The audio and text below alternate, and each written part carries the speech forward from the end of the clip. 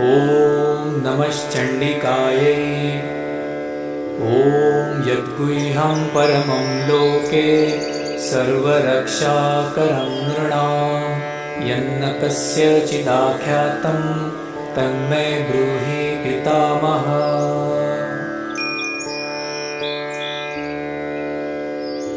ब्रह्मोवाच अस्ति गुह्यतमं विप्रा सर्वभूतोपकारकं दिव्यास्तु कवचं पुण्यं तच्छृणुष्व महामुने।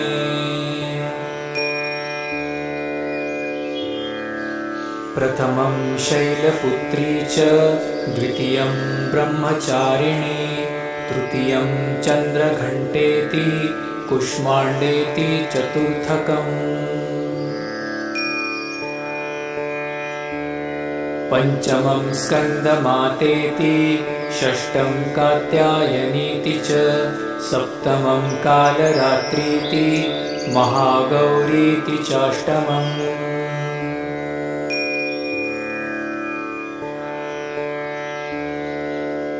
नवमं सिद्धिदात्री च नवदुर्गाः प्रकीर्तिता उक्तान्येतानि नामानि ब्रह्मणैव महात्मना।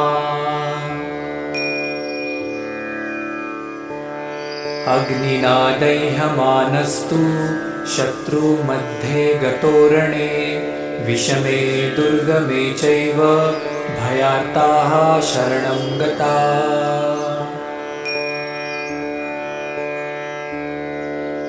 न तेषां जायते किञ्चिदशुभं रणसङ्कटे नापदं तस्य पश्यामि शोकदुःखभयं नहि।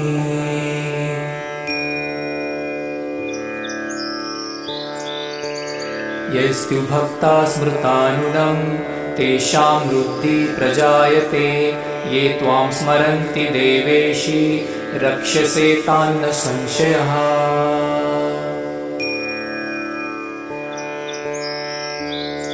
प्रेतसंस्था तु चामुण्डा वाराही महिषासना ऐन्द्रीगजसमारूढा वैष्णवी गरुडासना।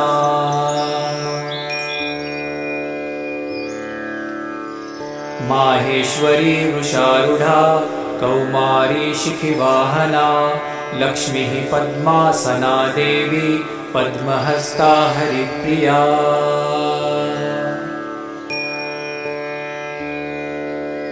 श्वेतरूपधारा देवी ईश्वरी वृषवाहना ब्राह्मी हंससमारूढा सर्वाभरणभूषिता।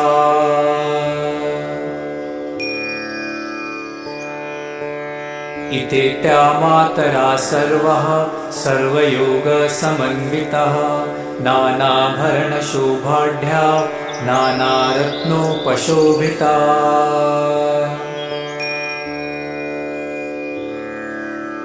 दुष्यन्ते रथमारूढा दिव्या क्रोधसमाकुला शङ्खं चक्रं गदां शक्तिं हलं च मुसलायुधम्। खेटकं तोमरं चैव परशुं पाशमेव च कुन्तायुधं त्रिशूलं च शार्ङ्गमायुधमुत्तमम्।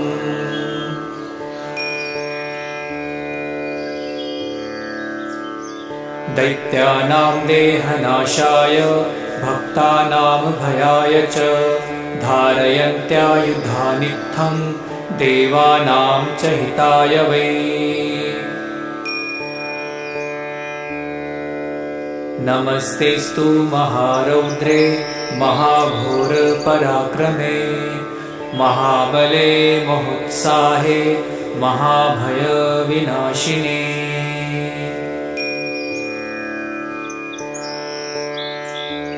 त्राहि मां देवि दुष्पेष्ये शत्रूणां भयवर्धिनी प्राचां रक्षतु मामैन्द्री अग्नेयामग्निदेवता।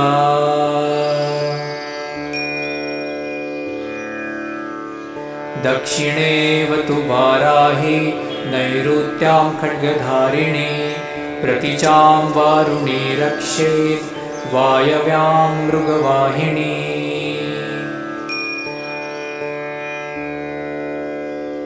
उदिचां पातु कौमारी ऐशान्यां शूलधारिणी ऊर्ध्वब्रह्माणि मे रक्षे धस्तादवैष्णवी तथा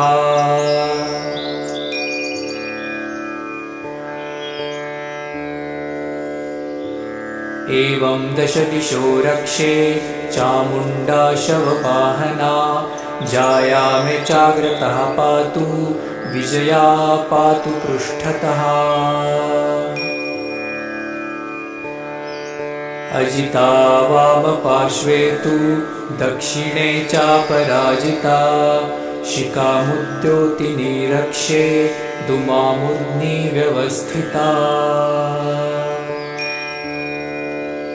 मालाधारि ललाटे च भ्रुवो रक्षेद् यशस्विनी त्रिनेत्रा च भ्रुवोर्मध्ये यमघण्टा च नासिके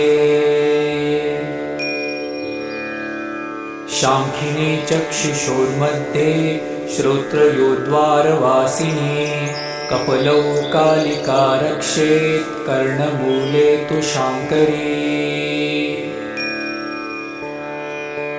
नासिकाया सुगन्धा च उत्तरोष्ठे च चर्चिका अधरे चामृतकला जिह्वाया च सरस्वती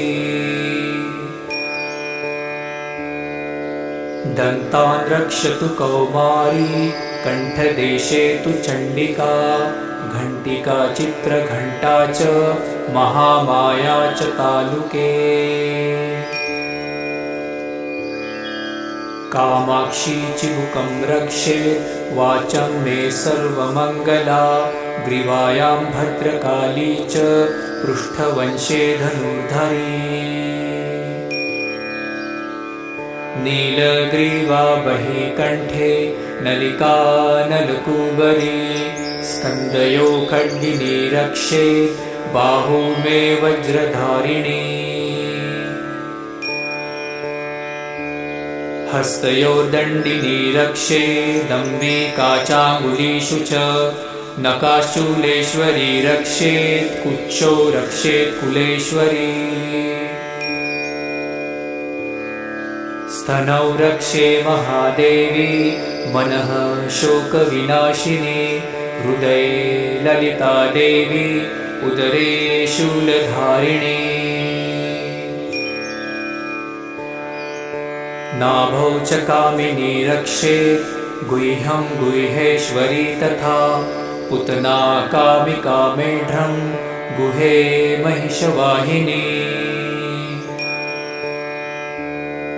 कट्यां भगवतीं रक्षे जानुली विन्ध्यवासिनी जङ्गे महाबला रक्षेत् सर्वकामप्रदायिनी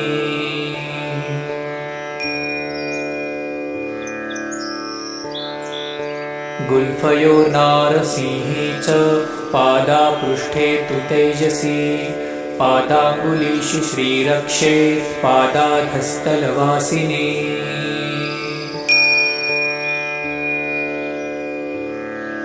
नखान्दंष्ट्राकराली च केशांश चैवोर्ध्वकेशिनी रोमकूपेषु कौबेरी त्वचं वागेश्वरी तथा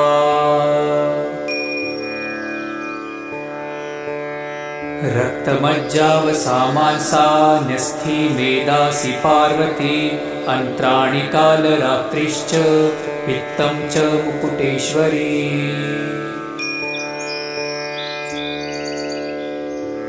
पद्मावती पद्मकोशे कफे चूडामणिस्तथा ज्वालामुखी नखज्वाला मभेद्या सर्वसन्धिषु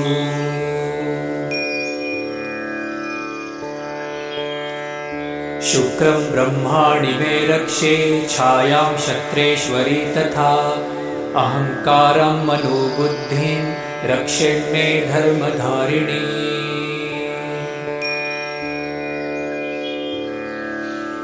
प्राणापानौ तथा व्यानमुदानं च समानकं वज्रहस्ता च मे रक्षे प्राणं कल्याणशोभना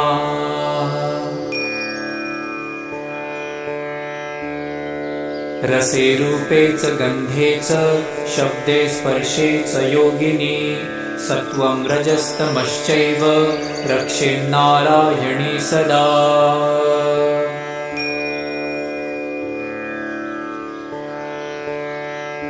आयु रक्षतु वाराही धर्म रक्षतु वैष्णवी यशिहा कीर्ति च लक्ष्मीं च धनं विद्यां च चक्रिणी।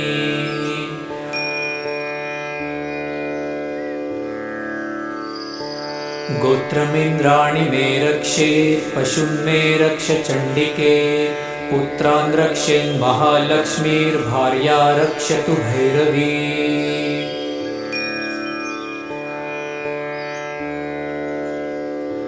पन्थानं सुपथा रक्षेन्मार्गक्षेम करी तथा राजद्वारे महालक्ष्मीर्विजया सर्वतः स्थिता।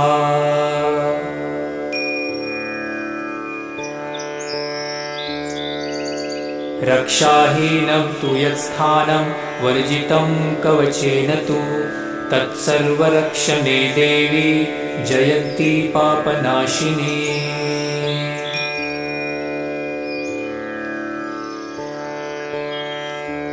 पदमेकं न गच्छेतु यदिच्छेच्छुभमात्मनः कवचेनावृतो नित्यं यत्र यत्रैव गच्छति।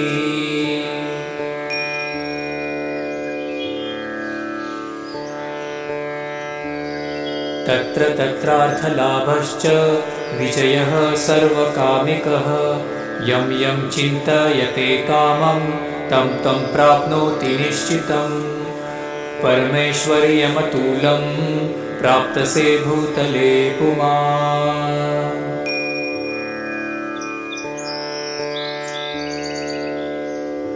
निर्भयो जायते मर्त्यः शाङ्ग्रमेश्वपराजितः त्रैलोक्ये तु भवेत् पूज्यः कवचेनावृतः पुमान्।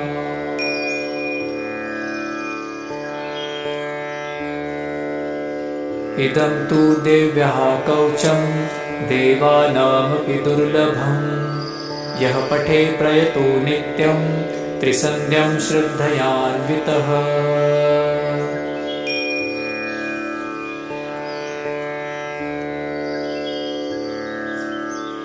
दैविकला भवेत् तस्य त्रैलोक्येष्वपराजितः जीवेद्वर्षशतं साग्रामपमृत्यु विवर्जितः।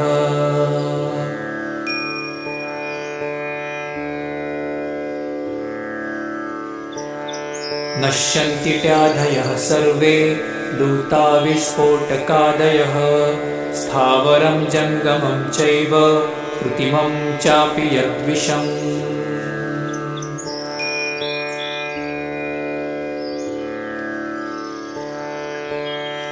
अभिचाराणि सर्वाणि मन्त्रयन्त्राणि भूतले भूचराखेचराश्चैव जलजाश्चोपदेशिकाः।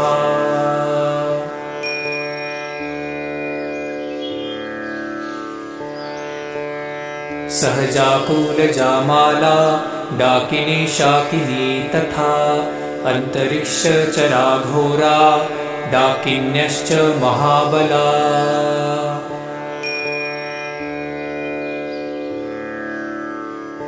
ग्रहभूतपिशाचाश्च यक्षगन्धर्वराक्षसः ब्रह्मराक्षसवेतालः कुष्माण्डा भैरवादयः।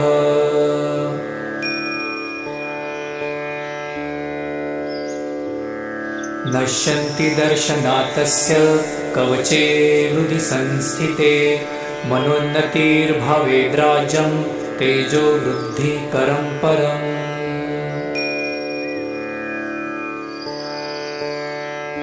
यशसा वर्धते सोऽपि कीर्तिमण्डितभूतले जपेत् सप्तशती चण्डी कृत्वा तु कवचं पुरा।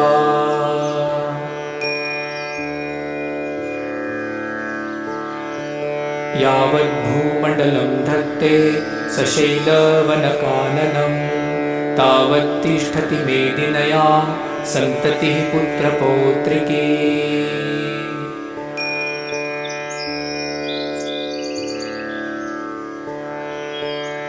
देहान्ते परमं स्थानं यत्स्युदैरपि दुर्लभं प्राप्नोति पुरुषो नित्यं महामाया प्रसादतः।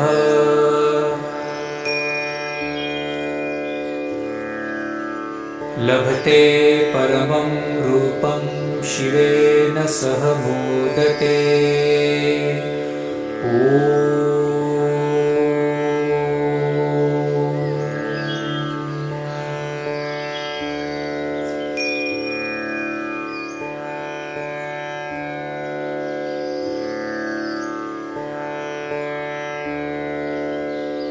ॐ नमश्चण्डिकायै।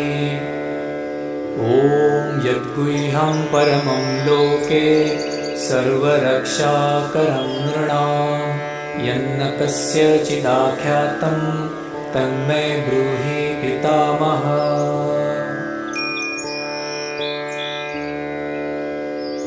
ब्रह्मोवाच अस्ति गुह्यतमं विप्रा सर्वभूतोपकारकं दिव्यास्तु कवचं पुण्यं तशृणुष्व महामुने।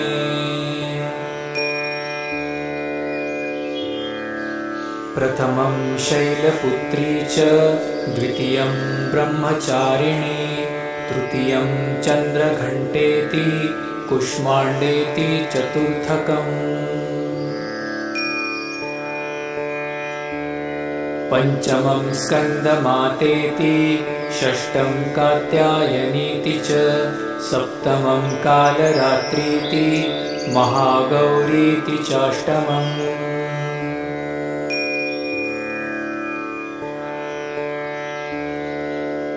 नवमं सिद्धिदात्री च नवदुर्गाः प्रकीर्तिता उक्तान्येतानि नामानि ब्रह्मणैव महात्मना।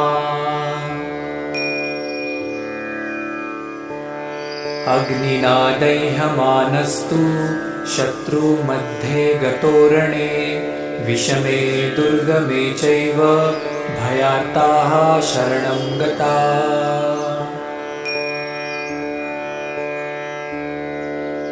न तेषां जायते किञ्चिदशुभं रणसङ्कटे नापदं तस्य पश्यामि शोकदुःखभयं नहि।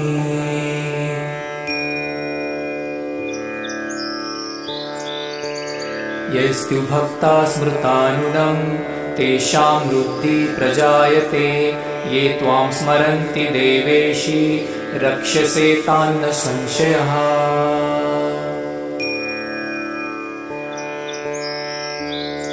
प्रेतसंस्था तु चामुण्डा वाराही महिषासना ऐन्द्रीगजसमारूढा वैष्णवी गरुडासना।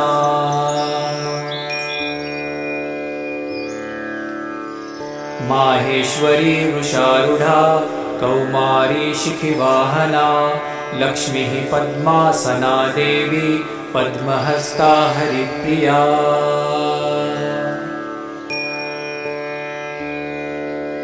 श्वेतरूपधरा देवी ईश्वरी वृषवाहना ब्राह्मी हंससमारूढा सर्वाभरणभूषिता।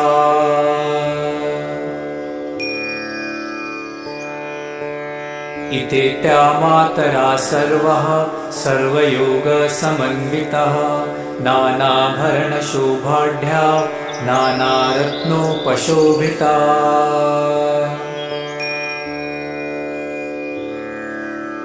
दुष्यन्ते रथमारूढा दिव्या क्रोधसमाकुला शङ्खं चक्रं गदां शक्तिं हलं च मुसलायुधम्। खेटकं तोमरं चैव परशुं पाशमेव च कुन्तायुधं त्रिशूलं च शार्गमायुधमुत्तमम्।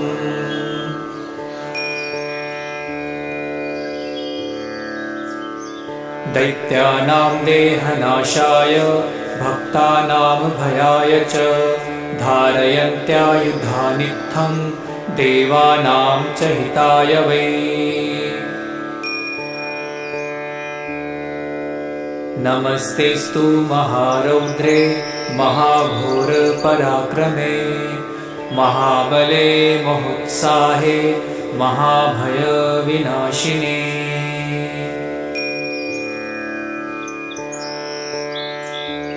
त्राहि मां देवि दुष्पेष्ये शत्रूणां भयवर्धिनि। प्राचां रक्षतु मामैन्द्री अग्नेयामग्निदेवता।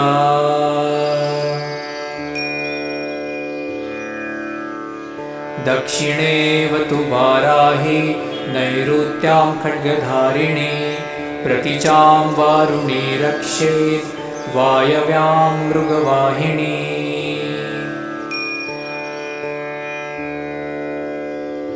उदिचां पातु कौमारी ऐशान्यां शूलधारिणी।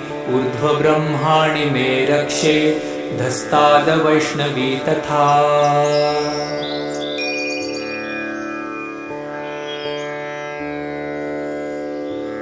एवं दशदिशो रक्षे चामुण्डा शववाहना। जायामे चाग्रतः पातु विजया पातु पृष्ठतः। अजिता वामपार्श्वे तु दक्षिणे चापराजिता। शिखामुद्योतिनी रक्षे दुमामूर्ध्नि व्यवस्थिता। मालाधारि ललाटे च भ्रुवो रक्षेत् यशस्विनी। त्रिनेत्रा च भ्रुवोर्मध्ये यमघण्टा च नासिके। शाङ्खिनी चक्षुषोर्मध्ये श्रोत्रयोद्वारवासिनी। कपलौ कालिका रक्षेत् कर्णमूले तु शाङ्करी। नासिकाया सुगन्धा च उत्तरोष्ठे च चर्चिका। अधरे चामृतकला जिह्वाया च सरस्वती। दन्तान् रक्षतु कौमारी कण्ठदेशे तु चण्डिका। घण्टिका चित्रघण्टा च महामाया च तालुके। कामाक्षी चिबुकं रक्षेत् वाचं मे सर्वमङ्गला। ग्रीवायां भद्रकाली च पृष्ठवंशे धनुर्धरी। नीलग्रीवा बहिकण्ठे नलिका नलकूबरी। स्कन्दयो खड्गिनी रक्षेत् बाहू मे वज्रधारिणी। हस्तयोर्दण्डिनी रक्षेदम्बिका चाङ्गुलीषु च। नखाशूलेश्वरी रक्षेत् कुक्षौ रक्षेत् कुलेश्वरी। स्तनौ रक्षे महादेवी मनः शोकविनाशिनी। हृदये ललिता देवी उदरे शूलधारिणी।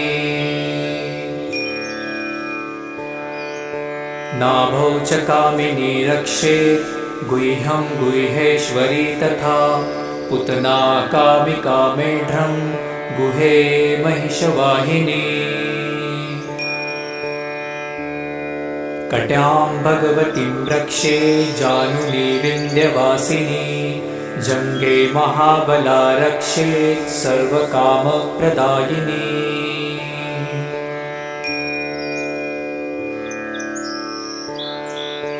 गुल्फयोर्नारसिंही च पादा पृष्ठे तु तेजसी।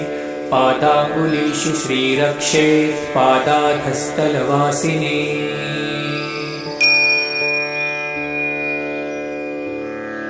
नखान्दंष्ट्राकराली च केशांश चैवोर्ध्वकेशिनी।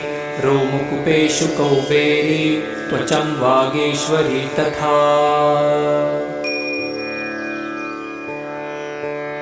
रक्तमज्जावसामांसा न्यस्थी मेदासि पार्वती।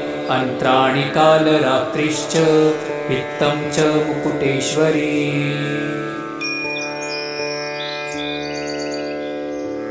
पद्मावती पद्मकोशे कफे चूडामणिस्तथा ज्वालामुखी नखज्वालामभिद्या सर्वसन्धिषु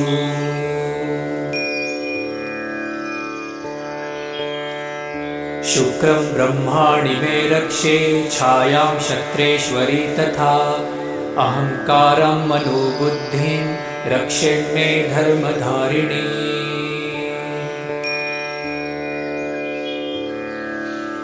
प्राणापानौ तथा व्यानमुदानं च समानकं वज्रहस्ता च मे रक्षे प्राणं कल्याणशोभना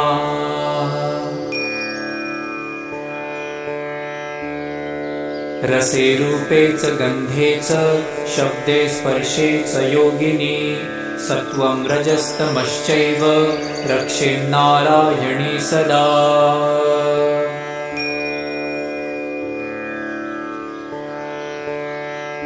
आयु रक्षतु वाराही धर्म रक्षतु वैष्णवी यशिहा कीर्ति च लक्ष्मीं च धनं विद्यां च चक्रिणी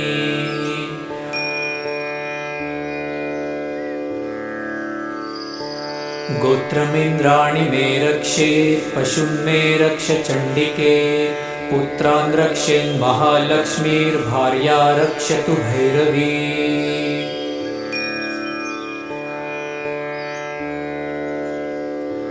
पन्थानं सुपथा रक्षेन्मार्गक्षेमकरी तथा राजद्वारे महालक्ष्मीर्विजया सर्वतः स्थिता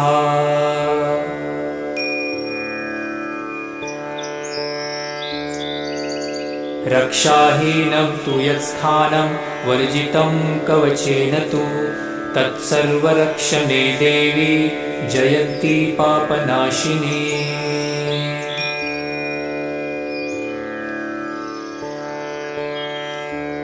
पदमेकं न गच्छेतु यदिच्छेच्छुभमात्मनः कवचेनावृतो नित्यं यत्र यत्रैव गच्छति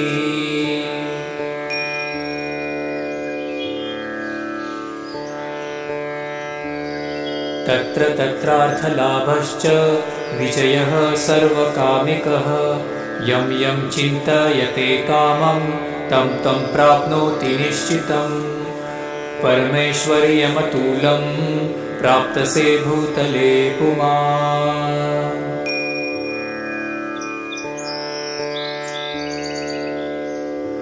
निर्भयो जायते मर्त्यः शाङ्ग्रविश्वपराजितः त्रैलोक्ये तु भवेत् पूज्यः कवचेनावृतः पुमान्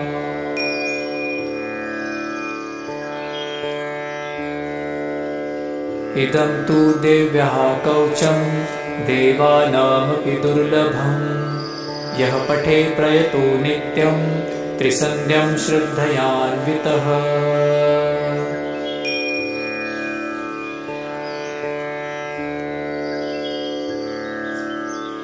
दैविकला भवेत् तस्य त्रैलोक्येष्वपराजितः जीवेद्वर्षशतं साग्रामपमृत्यु विवर्जितः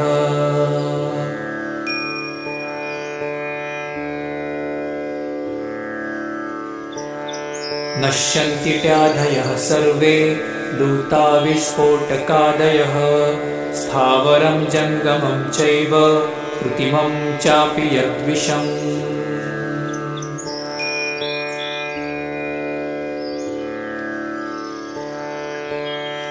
अभिचाराणि सर्वाणि मन्त्रयन्त्राणि भूतले भूचराखेचराश्चैव जलजाश्चोपदेशिकाः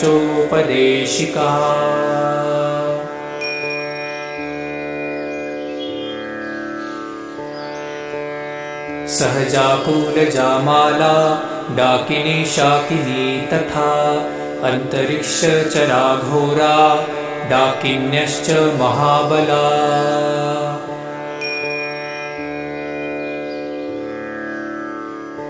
ग्रहभूतपिशाचाश्च यक्षगन्धर्वराक्षसः ब्रह्मराक्षसवेतालः कुष्माण्डाभैरवादयः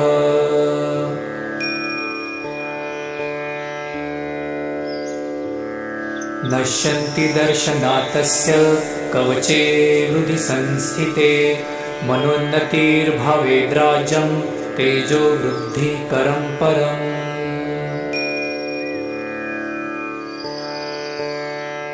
यशसा वर्धते सोऽपि कीर्तिमण्डितभूतले जपेत् सप्तशती चण्डी कृत्वा तु कवचं पुरा।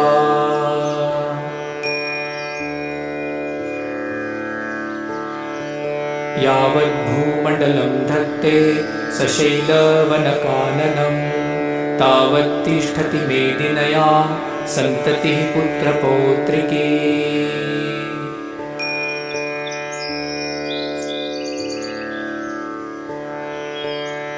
देहान्ते परमं स्थानं यत्स्युदैरपि दुर्लभं प्राप्नोति पुरुषो नित्यं महामाया प्रसादतः।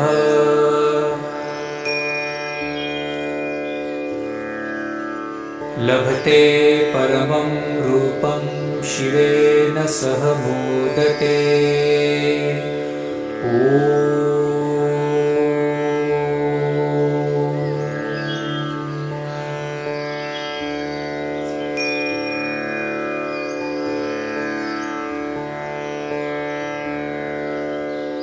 ॐ नमश्चण्डिकायै। ॐ यद्गुह्यं परमं लोके सर्वरक्षाकरं नृणां यन्न कस्यचिदाख्यातं तन्मे ब्रूहि पितामह।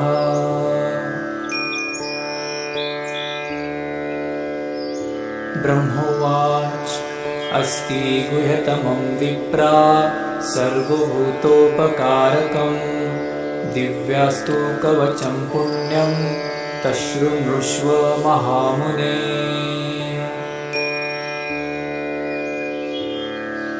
प्रथमं शैलपुत्री च द्वितीयं ब्रह्मचारिणी तृतीयं चन्द्रघण्टेति कुष्माण्डेति चतुर्थकम्।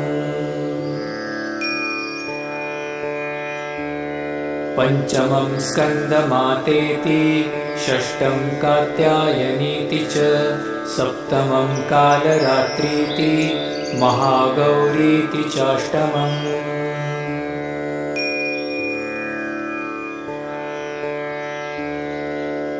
नवमं सिद्धिदात्री च नवदुर्गाः प्रकीर्तिता उक्तान्येतानि नामानि ब्रह्मणैव महात्मना।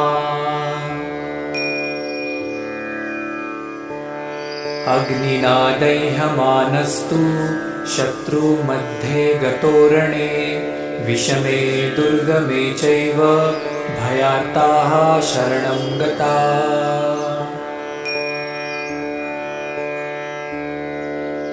न तेषां जायते किञ्चिदशुभं रणसङ्कटे नापदं तस्य पश्यामि शोकदुःखभयं नहि।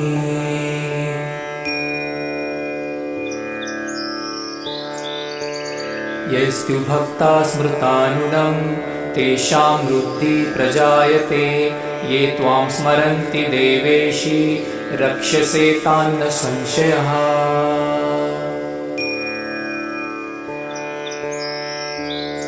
प्रेतसंस्था तु चामुण्डा वाराही महिषासना ऐन्द्रीगजसमारूढा वैष्णवी गरुडासना।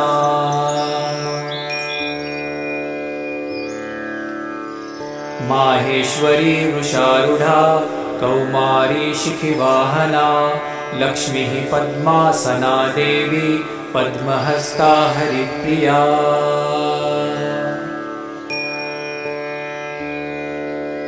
श्वेतरूपधारा देवी ईश्वरी वृषवाहना ब्राह्मी हंससमारूढा सर्वाभरणभूषिता।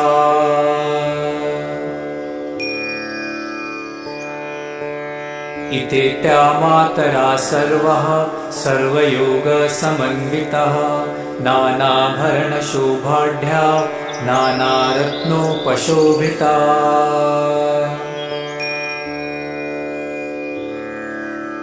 दुष्यन्ते रथमारूढा दिव्या क्रोधसमाकुला शङ्खं चक्रं गदां शक्तिं हलं च मुसलायुधम् खेटकं तोमरं चैव परशुं पाशमेव च कुन्तायुधं त्रिशूलं च शार्ङ्गमायुधमुत्तमम्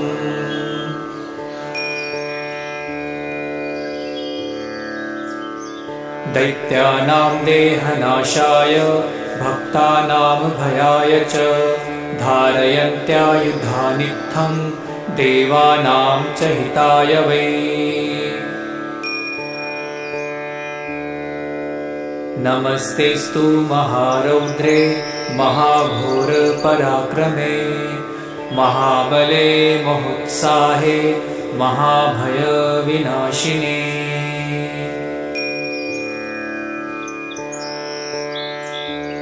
त्राहि मां देवि दुष्पेष्ये शत्रूणां भयवर्धिनी प्राचां रक्षतु मामैन्द्री अग्नेयामग्निदेवता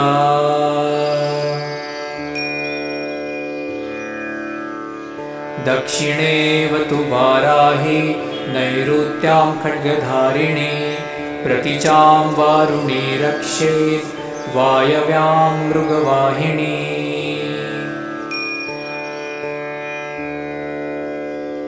उदिचां पातु कौमारी ऐशान्यां शूलधारिणी ऊर्ध्वब्रह्माणि मे रक्षेत् धस्तादवैष्णवी तथा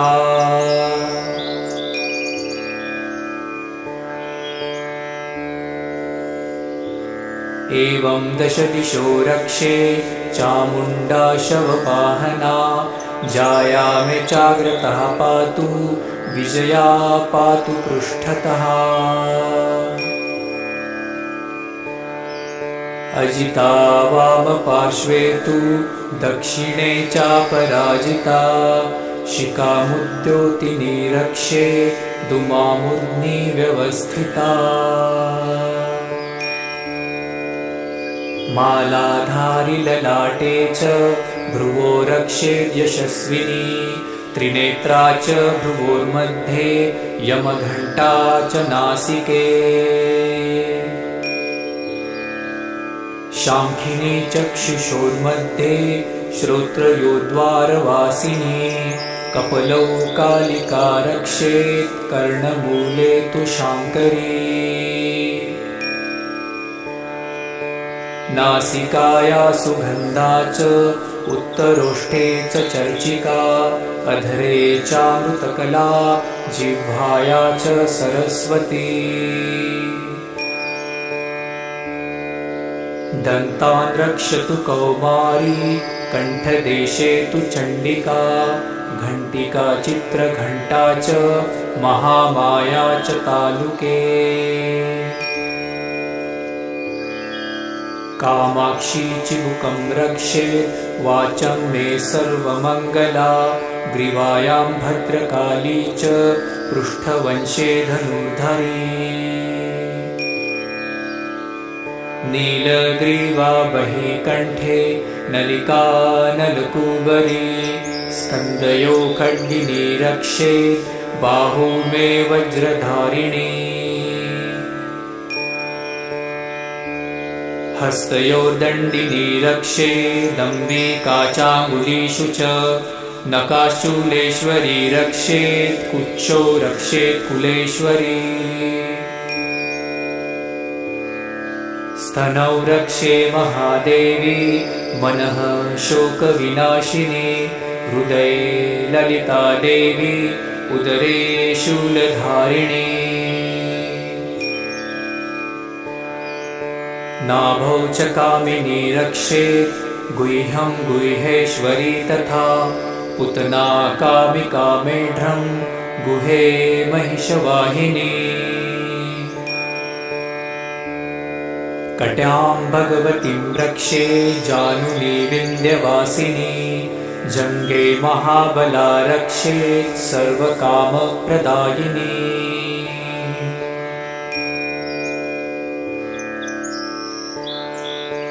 गुल्फयोर्नारसिंहे च पादापृष्ठे तु तेजसी पादाङ्गुलीषु श्रीरक्षे पादाधस्तलवासिनी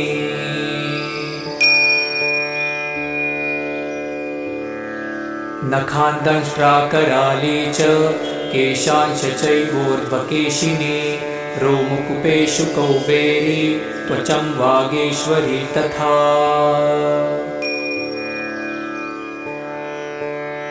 रक्तमज्जावसामांसा न्यस्थी मेदासि पार्वती अन्त्राणि कालरात्रिश्च पित्तं च मुकुटेश्वरी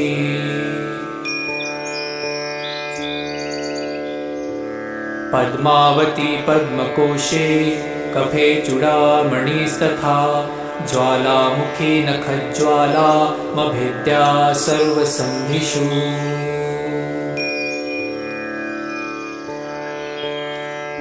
शुक्रं ब्रह्माणि मे रक्षे छायां क्षत्रेश्वरी तथा अहङ्कारं मनोबुद्धिं रक्षेन्मे धर्मधारिणी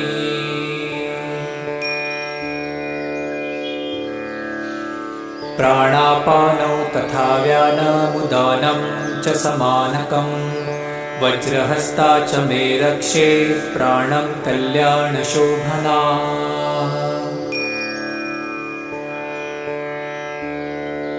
रसे रूपे च गन्धे च शब्दे स्पर्शे च योगिनी सत्त्वं रजस्तमश्चैव रक्षेन्नारायणी सदा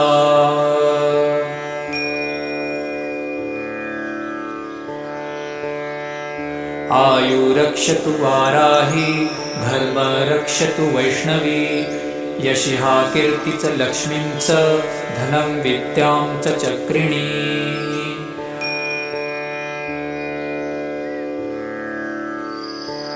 गोत्रमिन्द्राणि मे रक्षे पशून् मे रक्ष चण्डिके पुत्रान् रक्षेन्महालक्ष्मीर्भार्या रक्षतु भैरवी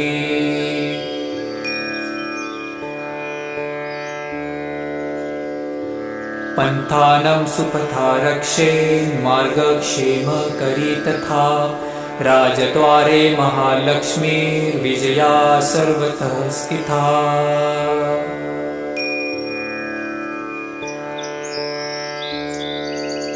रक्षाहीनं तु यत्स्थानं वर्जितं कवचेन तु तत्सर्वरक्ष मे देवी जयन्ती पापनाशिनी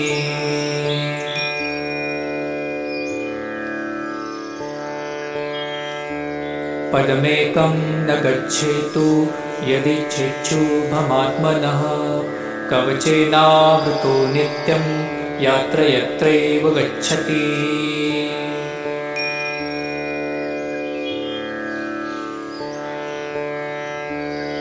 तत्र तत्रार्थलाभश्च विजयः सर्वकामिकः यं यं चिन्तयते कामं तं तं प्राप्नोति निश्चितम् परमेश्वर्यमतुलं प्राप्तसे भूतले पुमान्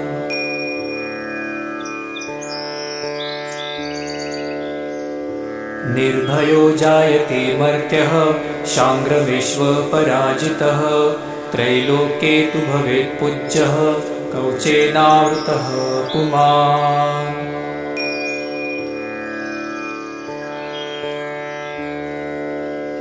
इदं तु देव्यः कवचं देवानामपि दुर्लभं यः पठे प्रयतो नित्यं त्रिसन्ध्यं श्रद्धयान्वितः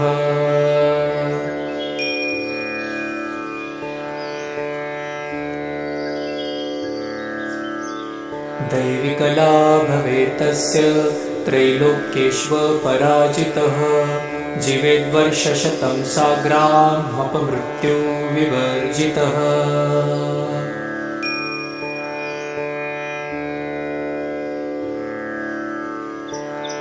नश्यन्ति त्याधयः सर्वे दूता विस्फोटकादयः स्थावरं जङ्गमं चैव कृत्रिमं चापि यद्विषम्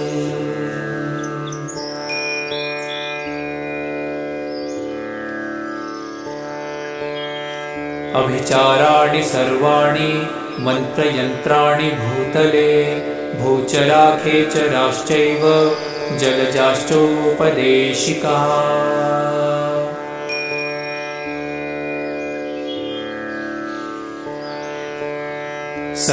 सहजाकुलजामाला डाकिनी शाकिनी तथा अन्तरिक्षचराघोरा डाकिन्यश्च महाबला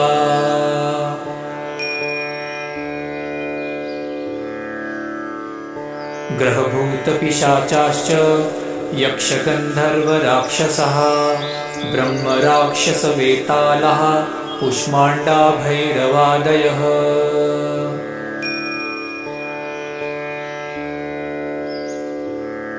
नश्यन्ति दर्शनातस्य कवचे हृदि संस्थिते मनोन्नतिर्भवेद्राज्यं तेजो वृद्धिकरं परम्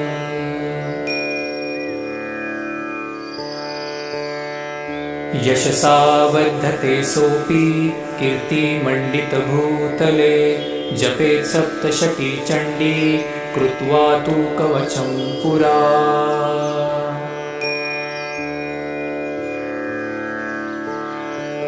यावद्भूमण्डलं धत्ते सशैलवनकाननं तावत्तिष्ठति मेदिन्यां सन्ततिः पुत्रपौत्रिकी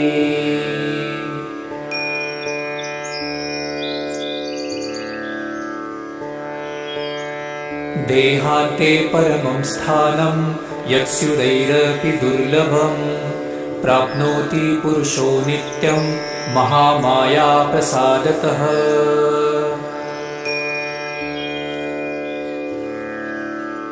लभते परमं रूपं शिवेन सह मोदते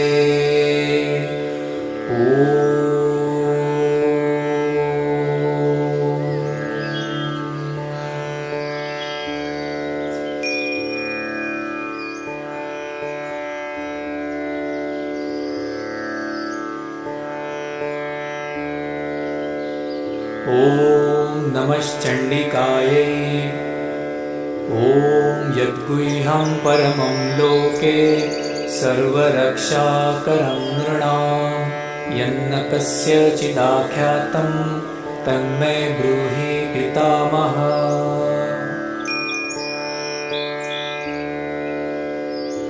ब्रह्मोवाच अस्ति गुह्यतमं विप्रा सर्वभूतोपकारकं दिव्यास्तु कवचं पुण्यं तशृणुष्व महामुने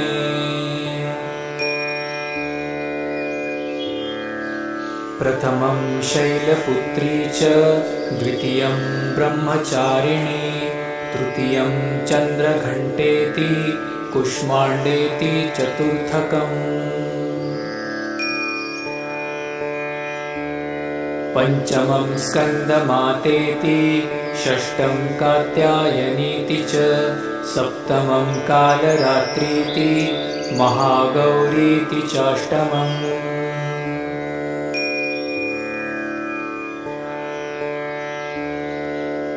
नवमं सिद्धिदात्री च नवदुर्गाः प्रकीर्तिता उक्तान्येतानि नामानि ब्रह्मणैव महात्मना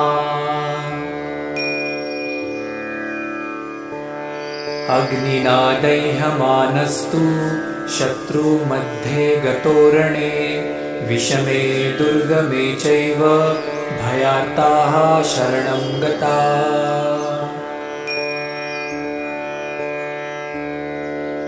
न तेषां जायते किञ्चिदशुभं रणसङ्कटे नापदं तस्य पश्यामि शोकदुःखभयं नहि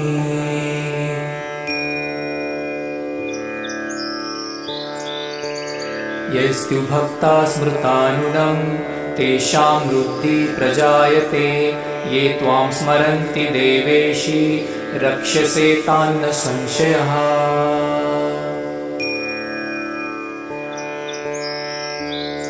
प्रेतसंस्था तु चामुण्डा वाराही महिषासना ऐन्द्रीगजसमारूढा वैष्णवी गरुडासना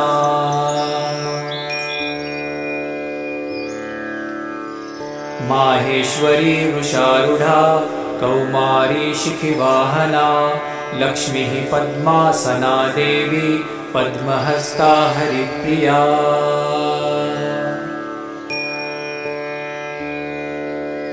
श्वेतरूपधारा देवी ईश्वरी वृषवाहना ब्राह्मी हंससमारूढा सर्वाभरणभूषिता।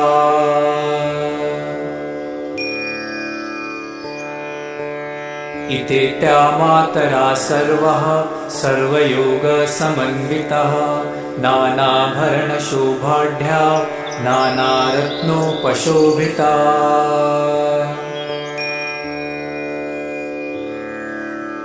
दुष्यन्ते रथमारूढा दिव्या क्रोधसमाकुला शङ्खं चक्रं गदां शक्तिं हलं च मुसलायुधम्। खेटकं तोमरं चैव परशुं पाशमेव च कुन्तायुधं त्रिशूलं च शार्ङ्गमायुधमुत्तमम्।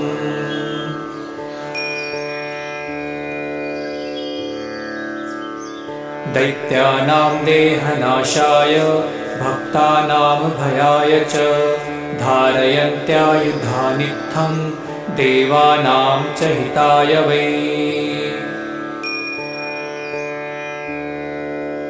नमस्तेस्तु महारौद्रे महाघोरपराक्रमे महाबले महोत्साहे महाभयविनाशिने।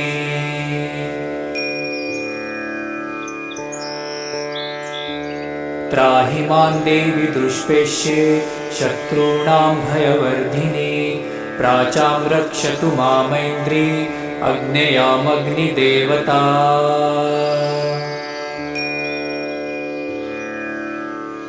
दक्षिणेवतु वाराहि नैऋत्यां खड्गधारिणी प्रतीचां वारुणी रक्षेत् वायव्यां मृगवाहिनी।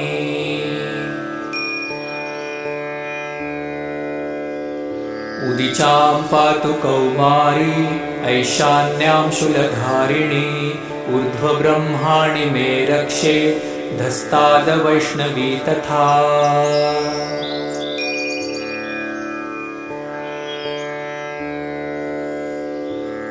एवं दशदिशो रक्षे चामुण्डा शववाहना जाया मे चाग्रतः पातु विजया पातु पृष्ठतः। अजिता वामपार्श्वे तु दक्षिणे चापराजिता शिखामुद्योतिनी रक्षे दुमामूर्ध्नि व्यवस्थिता।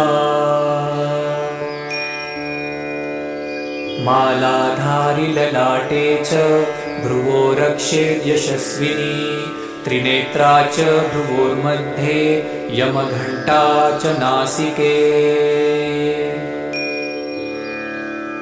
शाङ्खिनी चक्षुषोर्मध्ये श्रोत्रयोद्वारवासिनी कपलौ कालिका रक्षेत् कर्णमूले तु शाङ्करी। नासिकाया सुगन्धा च उत्तरोष्ठे च चर्चिका अधरे चामृतकला जिह्वाया च सरस्वती। दन्तान् रक्षतु कौमारी कण्ठदेशे तु चण्डिका घण्टिका चित्रघण्टा च महामाया च तालुके। कामाक्षी चिबुकं रक्षेत् वाचं मे सर्वमङ्गला ग्रीवायां भद्रकाली च पृष्ठवंशे धनुर्धरी। नीलग्रीवा बहिकण्ठे नलिका नलकूबरी स्कन्दयो खड्गिनी रक्षेत् बाहू मे वज्रधारिणी। हस्तयोर्दण्डिनी रक्षेदम्बिका चाङ्गुलीषु च नकाशूलेश्वरी रक्षेत् कुक्षौ रक्षेत् कुलेश्वरी।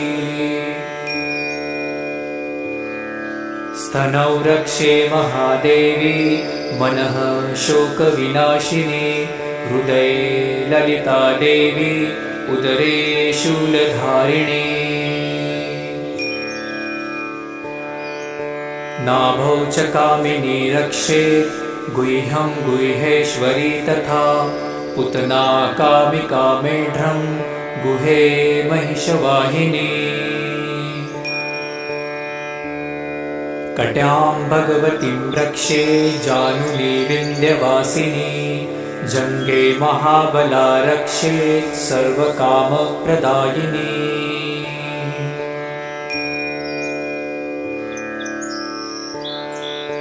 गुल्फयोर्नारसिंही च पादापृष्ठे तु तेजसी पादाङ्गुलीषु श्रीरक्षेत् पादाधस्तलवासिनी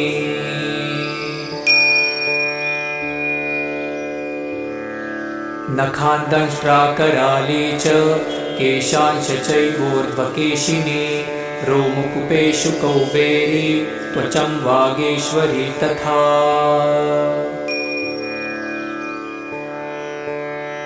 रक्तमज्जावसामांसा न्यस्थी मेदासि पार्वती अन्त्राणि कालरात्रिश्च पित्तं च मुकुटेश्वरी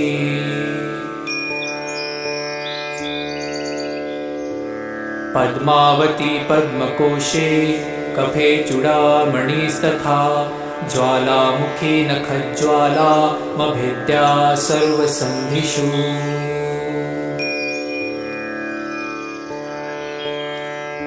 शुक्रं ब्रह्माणि मे रक्षे छायां शत्रेश्वरी तथा अहङ्कारं मनोबुद्धिं रक्षेन्मे धर्मधारिणी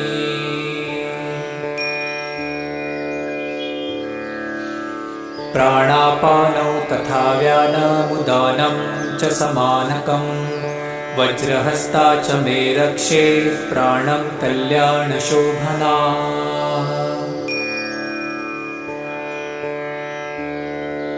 रसे रूपे च गन्धे च शब्दे स्पर्शे च योगिनी सत्त्वं रजस्तमश्चैव रक्षेन्नारायणी सदा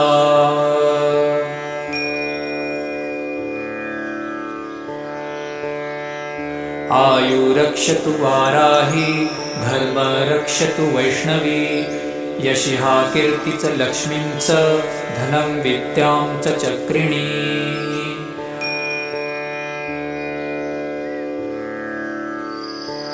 गोत्रमिन्द्राणि मे रक्षे पशुं मे रक्ष चण्डिके पुत्रान् रक्षेन्महालक्ष्मीर्भार्या रक्षतु भैरवी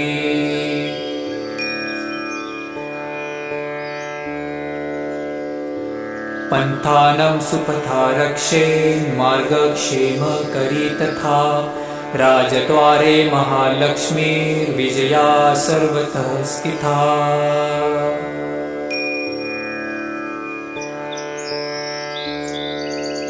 रक्षाहीनं तु यत्स्थानं वर्जितं कवचेन तु तत्सर्वरक्ष मे देवी जयन्ती पापनाशिनी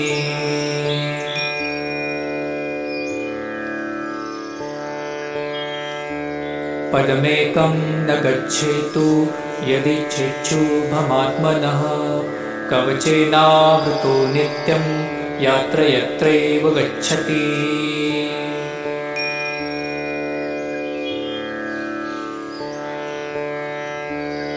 तत्र तत्रार्थलाभश्च विजयः सर्वकामिकः यं यं चिन्तयते कामं तं तं प्राप्नोति निश्चितम् परमेश्वर्यमतुलं प्राप्तसे भूतले पुमान्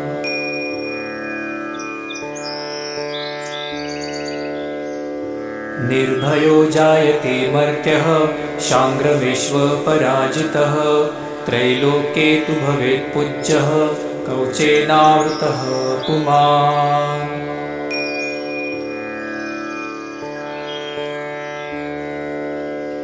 इदं तु देव्यः कवचं देवानामपि दुर्लभं यः पठे प्रयतो नित्यं त्रिसन्ध्यं श्रद्धयान्वितः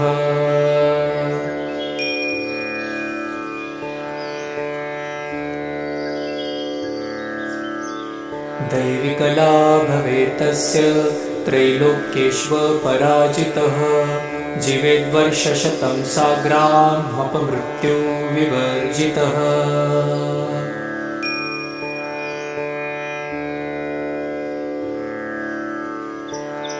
नश्यन्ति त्याधयः सर्वे दूता विस्फोटकादयः स्थावरं जङ्गमं चैव कृत्रिमं चापि यद्विषम्।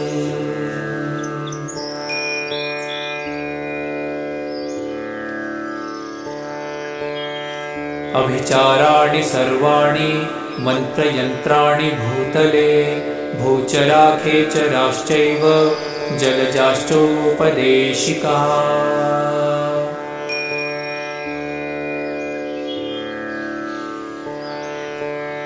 सहजाकुलजामाला डाकिनी शाकिनी तथा अन्तरिक्षचराघोरा डाकिन्यश्च महाबला।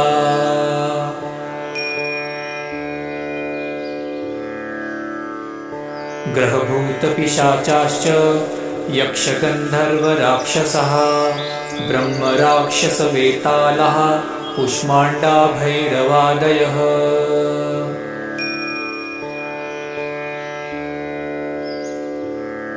नश्यन्ति दर्शनातस्य कवचे हृदि संस्थिते मनोन्नतिर्भवेद्राज्यं तेजो वृद्धिकरं परम्।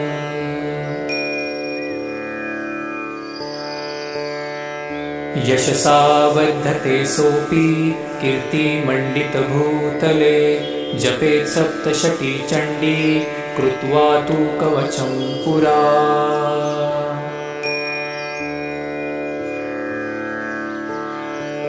यावद्भूमण्डलं धत्ते सशैलवनकाननं तावत्तिष्ठति मेदिन्यां सन्ततिः पुत्रपौत्रिकी।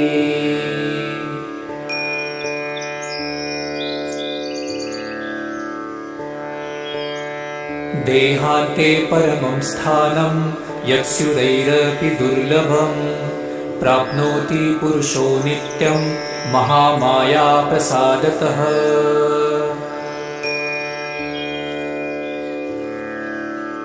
लभते परमं रूपं शिवेन सह मोदते।